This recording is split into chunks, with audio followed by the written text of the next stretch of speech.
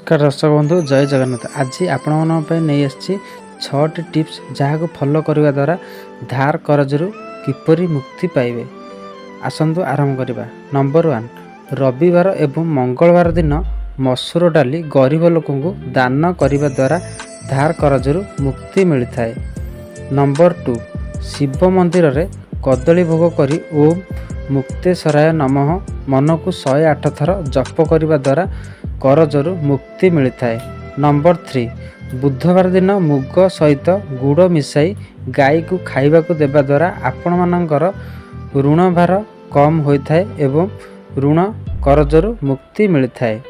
Number 4, 4टी शनिवार शनि मंदिर जाई शनि देव को पूजा करने द्वारा कार्य क्षेत्र में उन्नति होता है एवं ऋण भार कमी जाए।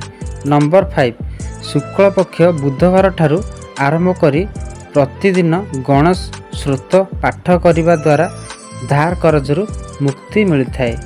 नंबर 6, गोटिए नड़िया सुस्तिक चिन्ह आंकी मंगलवार दिन हनुमान को समर्पण करी मंगल श्रोत पाठ करने द्वारा धार करजरू मुक्ति मिलता है। सांग मैंने जदि भिडटी भल लगी था गोटे छोट लाइक निश्चिंत करेंगे एवं चैनल को जब प्रथम थर आसते वीडियो गोटे छोट लाइक कर सब्सक्राइब करने को जमार भूलिए। आगू को यह वीडियो देखिपारे।